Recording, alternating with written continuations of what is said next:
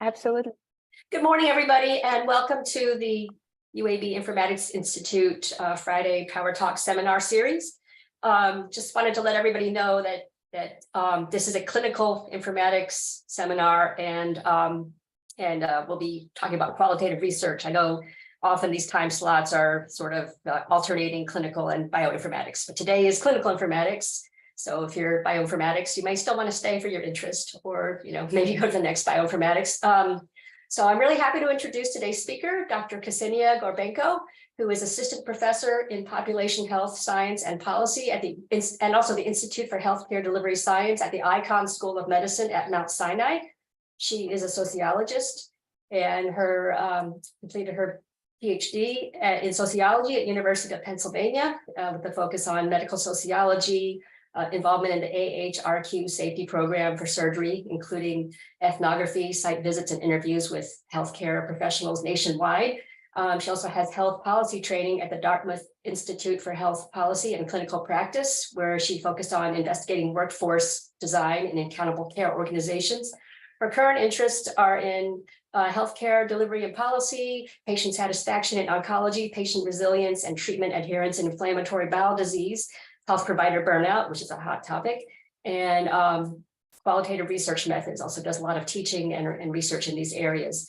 And this talk, her student, Genius Nembang, hope I'm pronouncing that right, will also be sharing her analyses in this study. The title of her talk, A Hospital and Google Partnership to Implement a COVID-19 Inpatient Video Monitoring Program, a Qualitative Evaluation. Great. Thank you so much. Thank you, Amy, for the introduction and for inviting me. I'm very excited to be sharing this research. So this project came about from the situation that obviously was not that great. New York, as you all know, was the epicenter of the initial COVID-19 pandemic. And so basically some interesting collaborations came about, and we wanted to write about them and talk about them and really document what happened, because it was just kind of unprecedented. So yeah, let me go over some of these things. So basically what happened, there were about 2,000 COVID patients on the floors at 7 Mount Sinai or 8 Mount Sinai hospitals within the health system around April 2020. So that's a lot of patients that you don't normally expect. And additionally, about another 400 in ICU units. You, of course, all remember how terrible it was, but basically what happened, this surge of patients required a space. They needed to go somewhere, and they went onto units that were previously not ICU level. And these patients were also not necessarily ICU level, but they were unstable because it was a novel disease. We didn't know what to do about this. And sometimes patients deteriorated very quickly. So specifically, we had 2 units in the Mount Sinai Hospital that were just regular units, rehab and medical floor, that had doors. And I was trying really hard to find doors like this online. So there's apparently a vendor that sells doors like this, doors that had no visual, so nothing is transparent about them.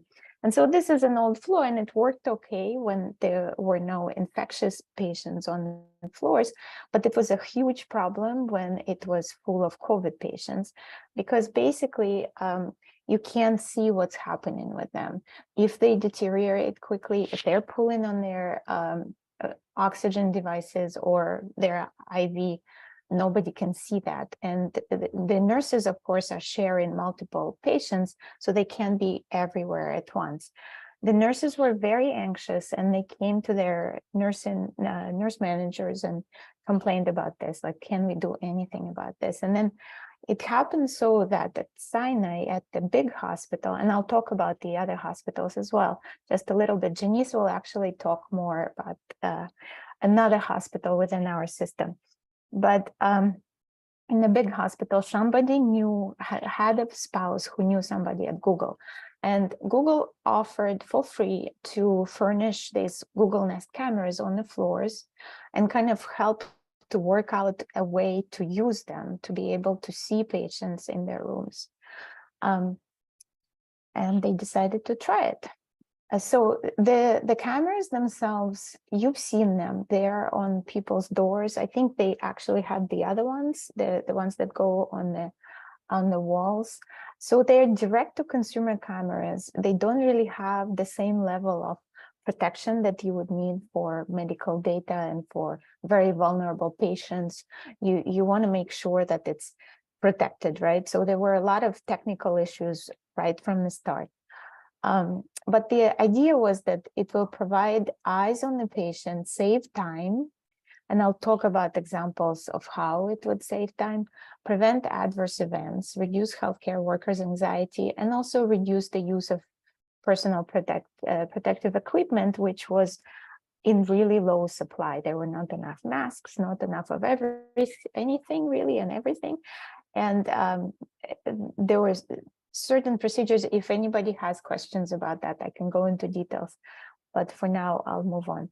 By the way, I also would like to invite everyone, if you have a question, just feel free to post your question right away in the chat, because the worst that could happen is that you forget your question, and I would like to hear what you're thinking. I will not feel interrupted. It will be just great. So I'm a sociologist and a qualitative researcher. I work with my mixed methods colleagues on all of my projects, but primarily I lead qualitative evaluations and qualitative implementation studies. So in this particular case, we decided to interview workers who were involved in the implementation process of these Google Nest cameras on the floors. So we collected the data in November 2020, April 2021. So of course, there's a little bit of recall bias and maybe some people have left, but really it wasn't actually, it felt like it happened years ago, but it really was just a few months after the beginning of the pandemic. Now looking back, it seemed like it was almost immediate. We interviewed people on 2 units, and then we realized that we need to talk to other people involved in the project, like IT personnel who were actually figuring out how to make the network secure, what they needed, what upgrades they needed, and what needed to happen to make it workable, a workable solution. And we also added some leaders who were involved in the decision-making, in the negotiations, in setting things up. And it was really insightful to hear their perspective as well. So we just kind of went with this multi-pronged approach to get as many stakeholders as possible. We did not interview any physicians, and we repeatedly asked nursing staff whether physicians would have some interesting insights, and they did not think so. So we basically just excluded physicians for that reason. And in reality, they were also very extremely short-staffed and overworked and burnt out at that point. So getting somebody would probably also be difficult, but we did not try based on our other people telling us we shouldn't. And then we analyzed data. I know that a few of you are probably familiar with qualitative methods, but perhaps others are not. So I'm kind of trying to also give you a little bit of an idea of the process, what we did, so that hopefully that will be helpful if nothing else. So these are the 2 units, rehab and a medicine floor. And this is our study team, mostly people from Mount Sinai, but we had a few external collaborators as well. So our semi-structured interviews, we started with interviews and things went great. However, we realized we needed to talk to more people, and we had somebody on the unit who would just kind of go with their phone. We had me or another investigator on Zoom, and we would kind of ask our questions on Zoom and record it. We realized that sometimes it's easier to get people in the same room if they're having lunch, for example. It's less disruptive to their work routine. So we also had a few, I think it was mostly nursing staff, sometimes patient care associates who were interviewed in a group setting. Everybody who was an IT or what we call leaders or administrators were interviewed individually. We noticed after a couple interviews that after a couple focus groups that it was good to have that dynamic of people kind of brainstorming off of each other's ideas, but they also spoke less about opportunities for improvement, which we also wanted to uncover. So they kind of tended to stay positive. And so we switched back to individual interviews to get those criticisms to kind of move the ideas forward. So this is our interview guide, and feel free to ask any questions. We basically came up with the domains based on the discussions that were had with the frontline staff. So we had concerns about these cameras maybe increasing the burden on staff, which would be a bad situation if that happened. We also wanted to hear about near misses, and there were some stories, but not a lot. And adverse events, if the cameras helped to prevent any adverse events, like that would be a near miss. And then we also kind of tried to ask around the idea that whether having the camera could give people a false sense of security. And it seemed like people thought it did not. But in general, we kind of just asked them about their experience, how it happened and how the process went, and what were some changes that were already made and that could have been made. And we discovered a lot. So in total, we collected 20 interviews, or we have basically 20 transcripts with 39 employees. And this is the approximate breakdown.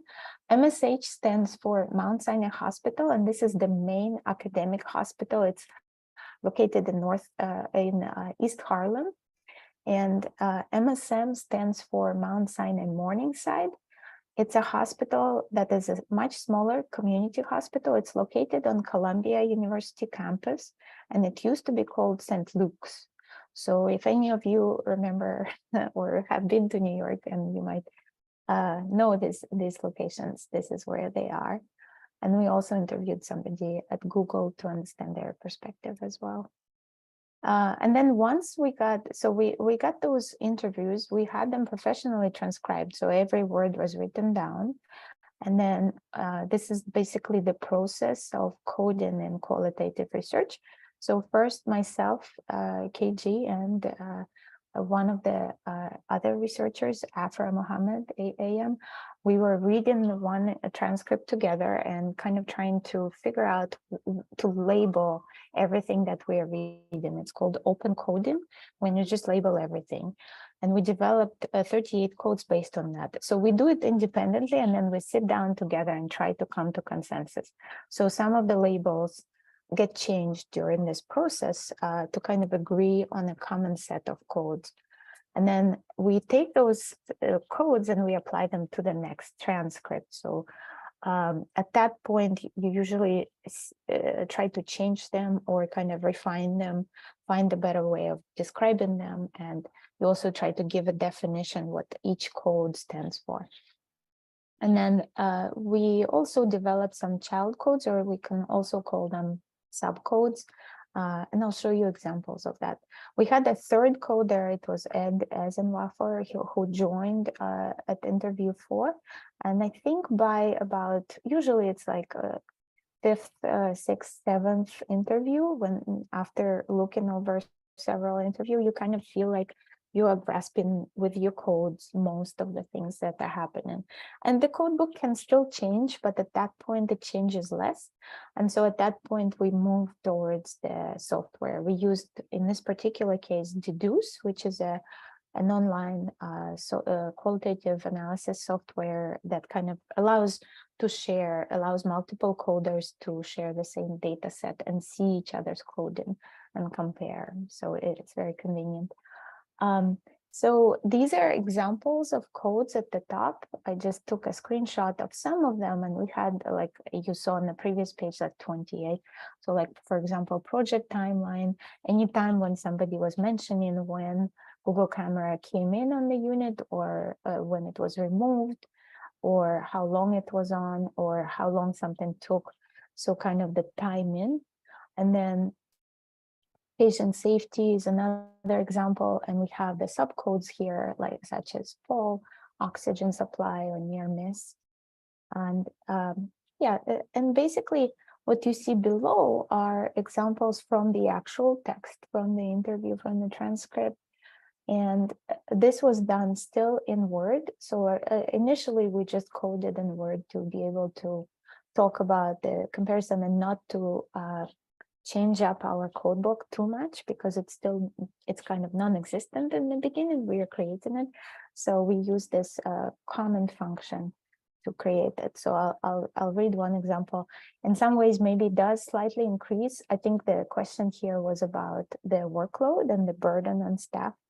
And they're saying it's slightly increased because in the risk, I mean, we're catching maybe more things in advance. So we're having maybe to run in, like if someone sees something on camera, ultimately it's better for patient safety, but I wouldn't say decreases the workload. So you can also see how when people talk, there are a lot of run-in sentences. There's a lot of like kind of people start one idea and then they stop mid-sentence and they start saying something else. So this is what raw data looks like. And then in order to make it more comprehensible, we work on that and we show like cleaner, more readable quotes in the final paper and presentation. And then once everything was coded, we created memos. We wrote memos on particular topics. I don't think we wrote a memo for every code. Some of them were combined, but this is an example of that. You see some examples on the left, and the methods document got into there as well somehow. But for example, on the right, you can see prioritization of care. So there were 8 codes or 8 quotes probably from several interviews. We forgot to put from how many, but we usually try to keep track how many interviews we actually mention in this particular code. And that's because our sample and qualitative research is never representative. We do this for our own confidence. How confidently can we say that this is what people are saying? And for that, in order to not confuse the reader that this is representative, it's never representative of anything. We're trying to understand causality rather than have any kind of representativeness. So we usually try to say how, like in vague terms, the majority of people said X, Y, and Z. Because if we say 8 out of 10 people, you and I and everybody who reads it will feel that it's 80%. And that's not the case because there are no percentages in qualitative research.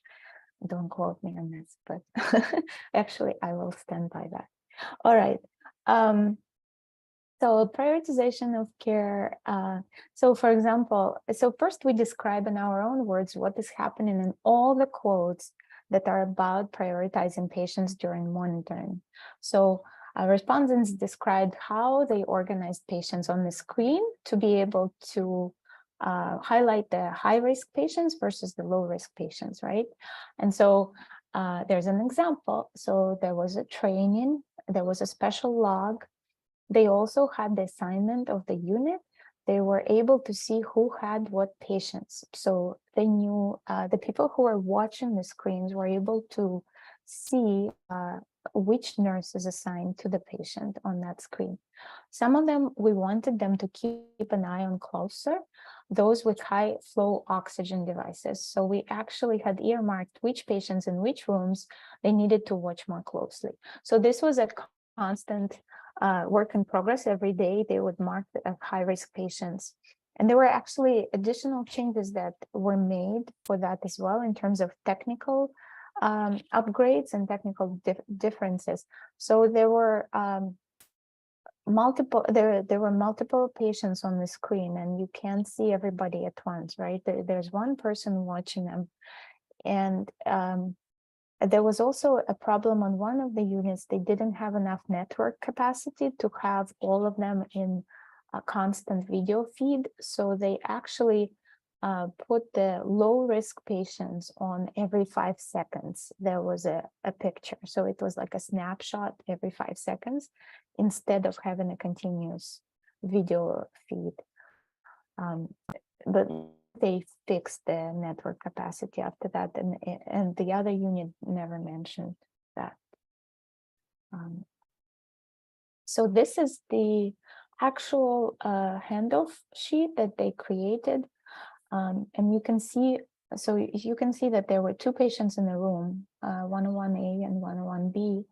There was 1 camera per room, so you would have to kind of watch 2 patients based on that. And they would have the phone number for each patient.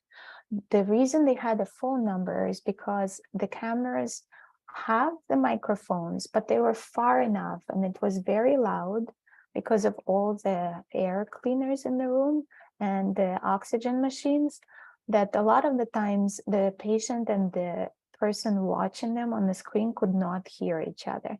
And the phone was a simple solution.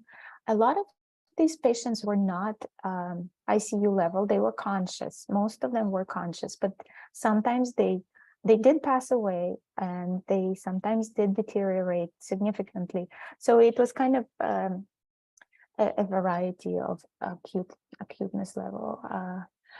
And you can also see they can mark here what kind of oxygen device they're on, and depending on the level, they will be watched more closely. And also they could be marked as high risk. So here, so basically we had a lot of data. There was so much to analyze, and we decided to focus in this big umbrella paper on adaptations and opportunities for improvement. So adaptations are basically all the things that they did to improve the work of these basically consumer cameras and to make them workable for healthcare. And you can look right now and ask me about any of these. I won't be able to cover all of them, but I'm happy to discuss if something looks interesting or directed, maybe related to your research. Feel free to ask, and I'll expand on that. And I have a few examples also that I selected that we can go more in detail. I'm going to give you a second to take a look. We also, I will talk about the broader topics. So basically we had technological issues, which were usually, we discussed them with the IT personnel. They knew about all of this, all of these upgrades. Although the nurses also spoke about the privacy function that was added. For example, initially they would just put the like a sticker on that particular screen if they knew that the patient needed privacy, like had to be changed or something else like that. So the nurse in the room would say we need privacy, and then the person watching would put a sticker, and then they had it upgraded to a way that you can black out the screen. There were multiple legal and regulatory things that they had to do, but they were able to start the process and sign the contract in 2 weeks, which is incredible. They said that without COVID, it would have taken 6 months to go through legal departments and everything else. So consent is an interesting thing, because a lot of patients arrived on these units a little confused and maybe not in their best cognitive ability. They were all consented, but they might forget about this. And there were a few cases where patients would feel better and realize there's a camera and ask for it to be turned off. So that did happen, although very rarely. And it happened a lot more when the units were turned from COVID to non-COVID. Now I'll cover that as well. So this is one example, using this video feeds as a backup monitoring system. So this is a nurse most likely speaking. Well, a lot of the times we are very busy with some critical patients, and it takes us extra time in another room. So if we don't hear the PCA, patient care associates, that is monitoring the camera, calling for the nurse for another of our patients, we assume that everything is okay and that gives us extra time to spend with this other patient. So basically, they felt confident that someone else is watching their patient while they're working with this critical patient, while they are spending extra time with one of their patients. And that was not the case before the cameras. I see there is a question. Are the adaptation categories on previous slide themes that came from the interviews, or were they created before the project started? They were themes that came from the interviews. I think, let's see, maybe some of them, let's go back and look. We did specifically ask about the workflow, but the themes that came up were kind of coming from the data. I would say that the larger themes kind of came from the data as well. Yeah, especially things like infrastructure. They talked a lot about this. We knew it would be about technology and patient monitoring, and that there should be some kind of workflow adjustment and creation of a new workflow. But the interpersonal relationships and infrastructure came up kind of almost, you know, we knew less about it. We expected it a little less, although we should have.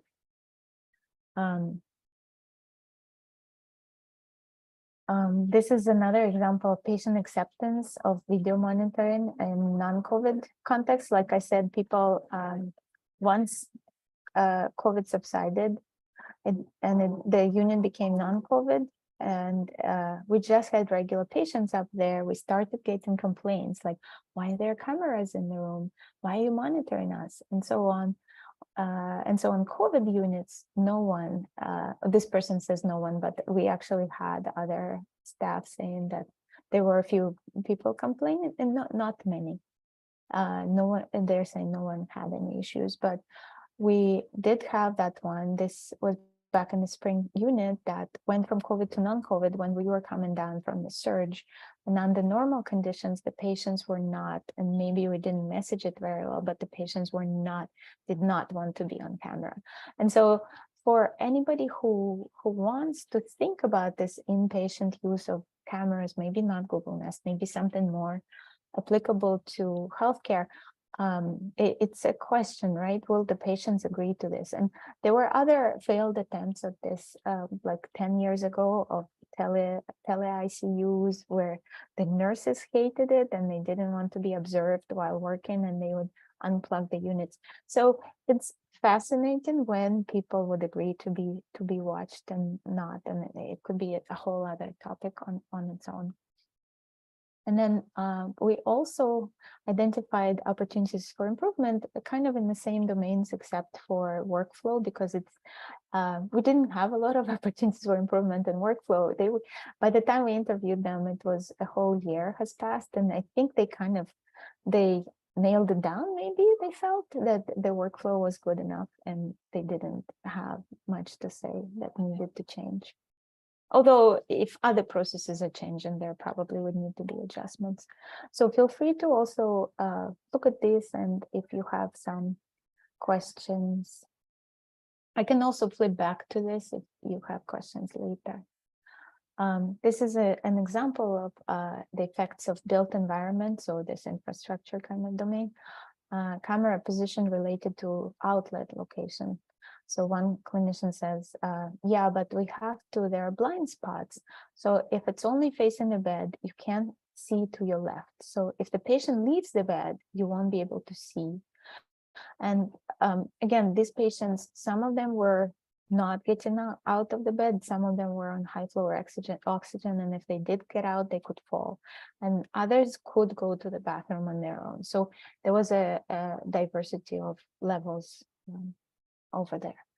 And then I think it really, this is a leader speaking, I think it really is the camera location. And of course, that may be contingent of what's available in terms of power outlets in the room as well. And this is such a simple thing, right? But you are basically, the camera has to connect to an outlet.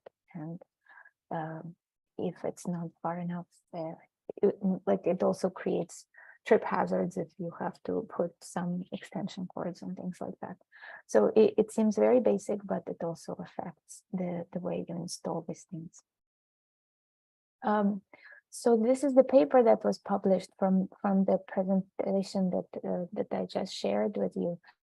But I also would like to ask my colleague and my collaborator Janice Nemberg, who is actually is a PhD student at Mount Sinai, to talk about her research, and maybe I'll go back to some of the takeaway messages after she discusses what she's done.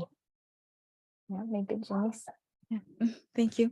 Hi, everyone. So now I'm going to give you a brief overview of the secondary analysis we did with the same data.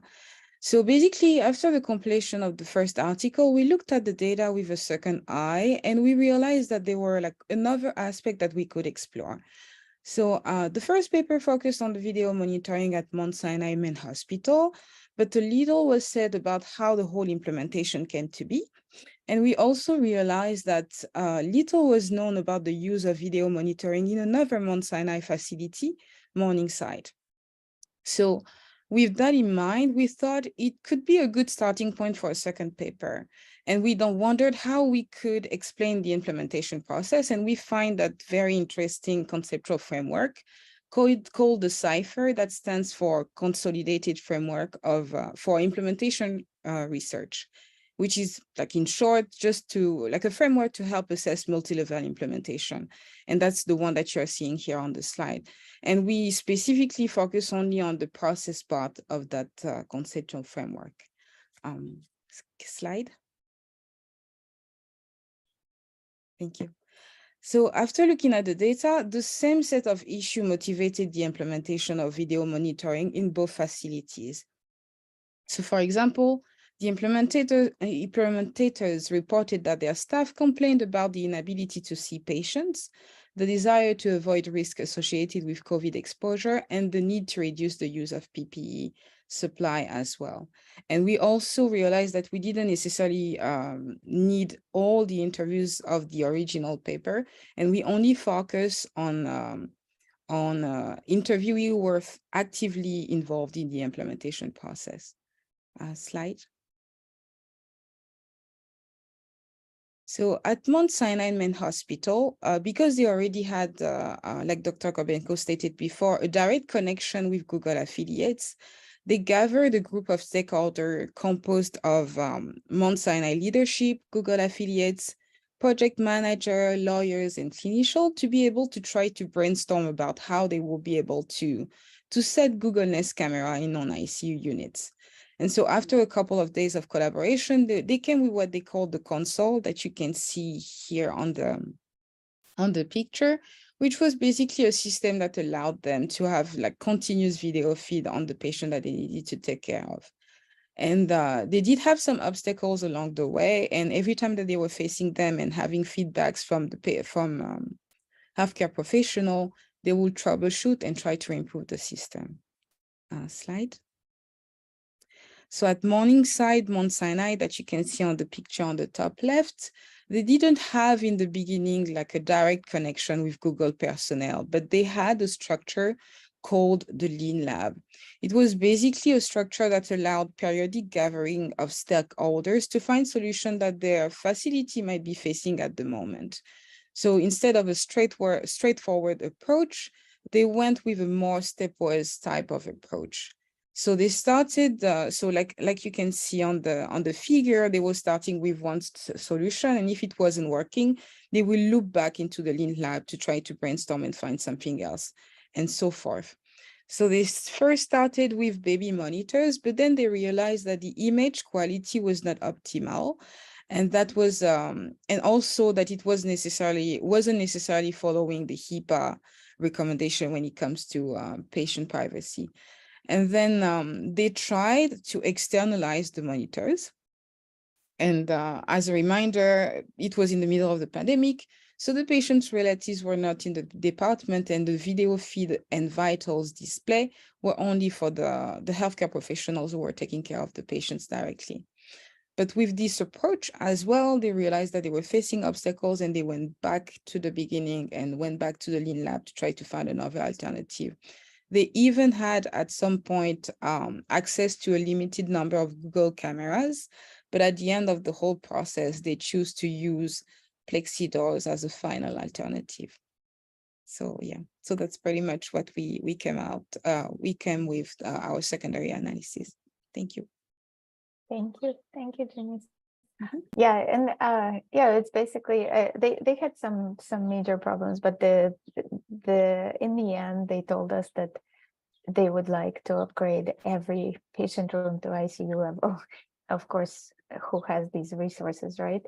But because another crisis and another surge will happen, and this is kind of the situation that we're all in, that needs a solution in advance before things are happening. I want to go back a little bit to talk about some implications. Yeah. So I'm going to say this was the first case, but with a very big caveat to our knowledge of using direct-to-consumer cameras in a hospital setting. Because, you know, even looking at this experience of Mount Sinai Morningside, as you heard about, like they're trying to brainstorm and running for baby monitors, like similar situations are probably happening in some other parts of the country. We just haven't heard about them. It seems like it was kind of percolating everywhere, the same problem, trying to find a solution. And then other contexts for video monitoring really need to be explored. There could be other patients who would benefit in terms of patient safety from being video monitored, such as on brain injury units, or patients with delirium or dementia, or on certain kinds of medications. We also realized adaptations take a lot of time, and so doing something like this, creating a workflow, creating the process of quick installation and quick rollout of some kind of cameras, it would be great if you can do it before the next crisis rolls around. Integration with existing systems, like even phones, like that workaround that they created, or iPads that a lot of hospitals are using these days, or Vocera that maybe, I don't know if they're used at UAB, but are used at Sinai for sure. All this integration requires the input of both the technicians, the IT personnel, but also the frontline staff, how they're using them exactly, which way should it be adapted. And then we learned that acceptance by patients and clinicians is context dependent, like I told you about the COVID and non-COVID units. Nobody on non-COVID units wanted to be monitored in this way. We really need to be transparent and upfront about when the camera is there and what it's about and how it's going to help the patient and the nurse actually as well, because they might also protest being observed during their work. And then, of course, that advice from one of our leaders was that we need the ICU level visualization. So we probably need transparent doors on new units everywhere, and that might at least help to some extent. The problem with the doors was that they wanted to upgrade, but like the doors they chose were not fire hazard ready. So there were like a lot of compliance issues that in the hospital you have to deal with that were not allowed. So in the end, they actually created a plexiglass door, but it was the second door. So there was a still fire safe door that wasn't transparent on the outside, but they put a second door on the inside. It's really complex. And investing in video monitoring now to be able to quickly scale up is probably a good idea. So I'm going to stop here and open up for questions.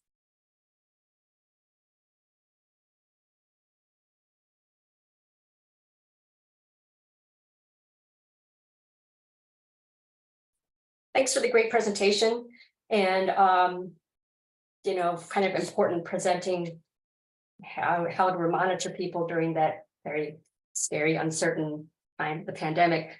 So feel free to unmute yourself. I think we know most of us here, and or you can enter your questions in the chat. I do see some questions in the chat. So Yeah. there was the one from Dr. Vesculitis. Are the adaptation categories and previous slide themes that came from the interviews, or were they created before the project started? Yeah, I think I tried to address that during the presentation, but yeah, basically, for the most part, they came from the data. Those categories came from the data.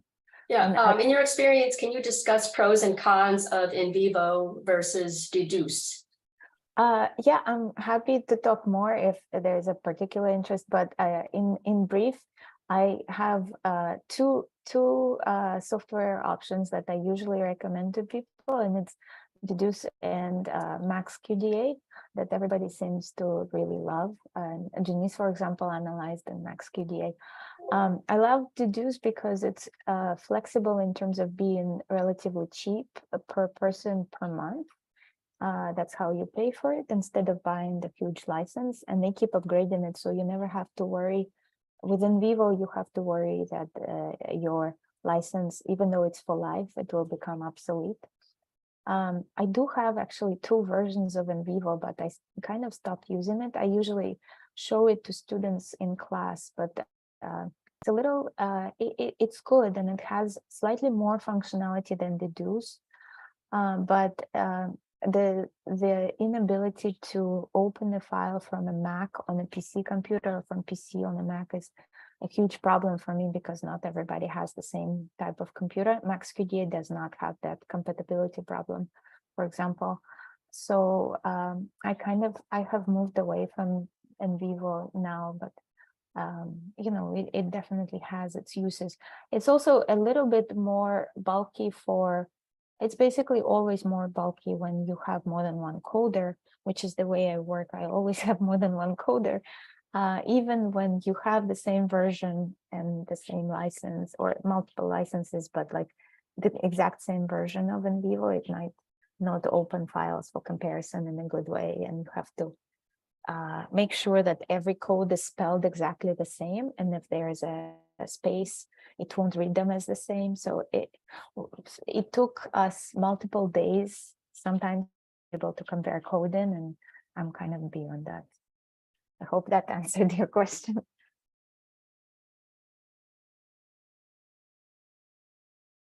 Yeah, looks like it did.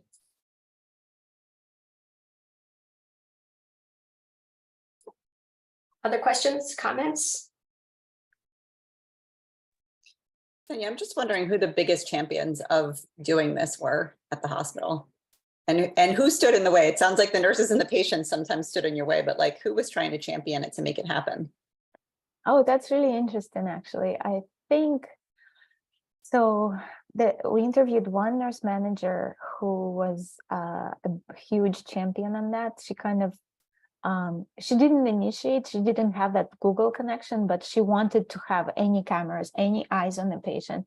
And that was because her nurses were very anxious, and they came to her like in tears. We can't work like this. We just don't think we can provide good care. We don't know what's happening behind the closed doors. And so that nurse manager was a huge promoter and champion of that. There was another nurse manager on the second unit who was also really into it initially, but she went on maternity leave. And when she was gone, the other person who took over was simply given the cameras. So there was a lot of less enthusiasm for the cameras on that second unit, because it kind of came from the top, and it felt to them that nobody really asked them. So there was a huge difference here. But I think for the most part, the nurses were very enthusiastic and on board. Thank you.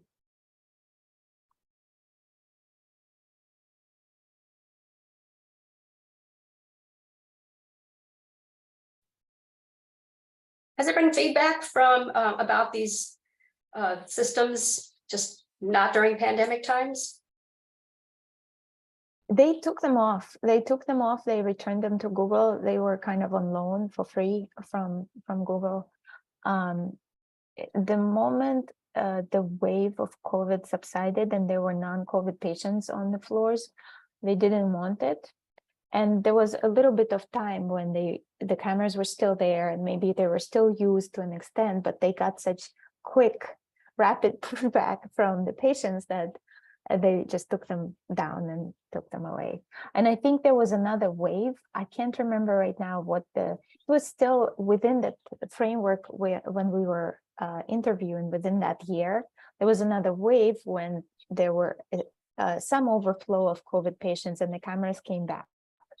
And one of the complaints or one of the things they asked us, we just wanted to be plug and play. We wanted to be much easier because the installation and the connecting it to the console was kind of a lengthy process. They needed to have these technicians coming in for a long time. So they needed it to be like made specifically for this purpose. So they just plug it in and here it is, and it was not like that yet. Oh, okay, that's interesting.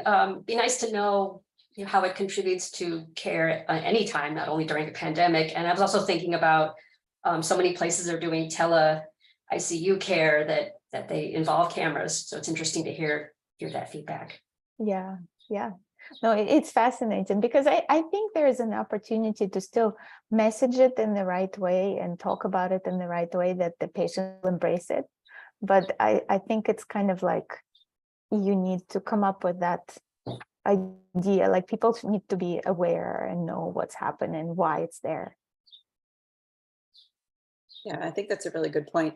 And I'm just thinking, as you said, like it would be great to be prepared for the next, right? But like the technology is going to be changed, like it changes every week almost. I feel like we can't really have that stuff. We can't invest the money in it because it'll be different in 6 months or a year. But having the way to sell it to the patients and to the nurses and to the doctors is maybe what we really need to work on, because that's not going to change, is my guess. Yeah, because the cameras are evolving, you're right, on their own, like for consumers. And so, yeah, I guess having a healthcare product would be great. I've seen some, like there are some cameras and they exist like in conference rooms, the cameras that are able to kind of turn around and look at everybody in the conference room. I don't know how much they're used these days, but something like that exists. And these are usually pretty expensive. So it also needs to be like plug and play, cheap, like, so yeah, there's an opportunity, certainly.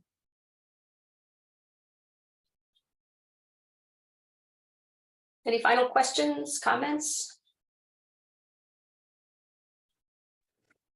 Hi, this is Srini Tridandapani, one of the radiologists. Thank you for this fascinating presentation. Now, it looks like you've already published something on this. Can you put those links in the chat or something if that's possible? Yeah, I'll do that right now. Yeah. So one of the things that we have actually developed here are ways to capture patient photographs along with medical imaging studies. The idea is that as radiologists, we are divorced from what's happening to the patient. We just see inside the patient, but we don't know what is happening outside. So, to be able to correlate things like lines and tubes and, all these sorts of things that you would see on an ICU patient, it's really helpful for us.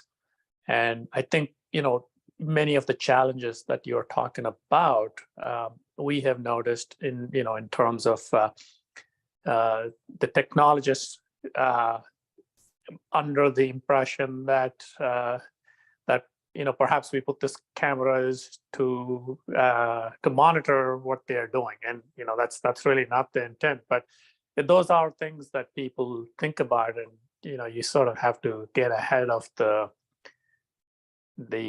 challenge before it happens. You kind of have to ward that off, and I think your message about doing the right messaging, getting buy-in, and getting everybody on the same page on the goals is important. So thank you for putting all of that together in a very fantastic talk. Appreciate it. Yeah, thank you so much. Thank you for your comments. And I think what you said also about the having the pictures of patients, but kind of not seeing the context where they're taken, and that's really fascinating. I think it's being able to, maybe these talks would actually help, but I think being able to bring somebody who's in radiology, who's looking at these pictures day in and day out, and then take them on a tour of the unit, you know, is the particular, maybe like it's cancer patients of particular kind of, or somebody else, right? And being able to see the context might actually generate ideas for how else you can, what else you can do with that, right? Yeah, I see another question. Is there a body of work out there which demonstrates that having video feeds to patients improves care? And if so, on what types of units? And how would you control for patient nurse acceptance in order to study that? So when we looked up, we tried looking up in different ways. So this was like 2021, primarily when we were looking things up for the publication. So there could be something more recent that still came out. But basically we ended up, and first we called it remote patient monitoring, but that's not it, right? Because remote patient monitoring is more like collecting vitals and sending them remotely through Wi-Fi or a hub to some other location where the clinician looks at them. So we ended up with this term inpatient video monitoring. And on that, there's actually not that much already done. So we probably do need to evaluate, like you were asking probably more. An outcome study like that would need to be set up correctly. And you were saying like a more strict, like a randomized trial. I think we're probably too early at the moment. I hazard to say we need to actually adjust it to the needs of patients and nurses first, and then probably evaluate how it affects outcomes. We got to the point of semi-acceptance or acceptance in particular circumstances, right? So like as long as there's COVID and they're all terrified, they will agree to this. But if it's not life-threatening, they might say no. So yeah, does that help, or do you want to clarify, Curtis?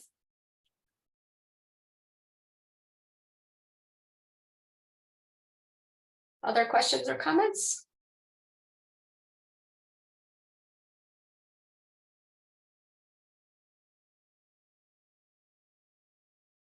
Yeah, you were saying, sounds like the answer is no, not yet. Yeah, I agree. Yeah, it's early. So there's a lot of opportunities to study this.